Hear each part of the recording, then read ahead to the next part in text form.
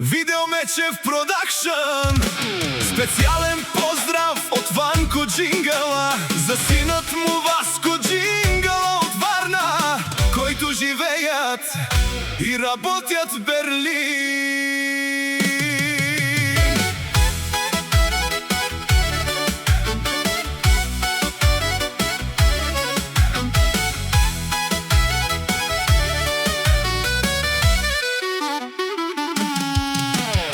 Васко, сине, от малък те учих с труд и чест напред да вървиш.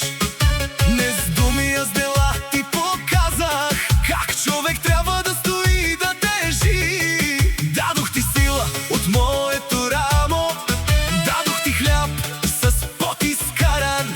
Всяка капка, всяка рана в те поставих незабравена. Научих те, Васко, как се печели не само пари и уважение, как се пази дума мъжка и как се носи името Васко. От баща към син се предава не само кръв, а и душа. Ванко даде, Васко запази, така се гради честа. Каквото трябва един мъж да има, в сърцето ти съм го оставил аз. Ти си моето продължение, Васко, ти си моя глас.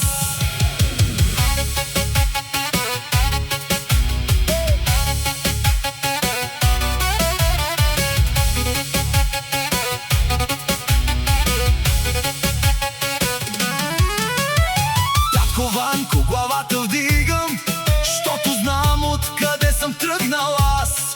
Всичко твое в мен живее, всяка дума, всеки твой урок и глас. Твоя път поех без страх, твоя занаят нося с чест. Твоята сила в мен говори, не съм сам, ти си в мен всеки ден.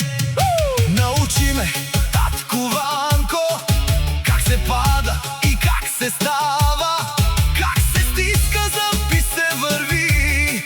И ако днес съм човек пред всички, то е щото ти ме изгради. От баща към син се предава не само кръв, а и душа.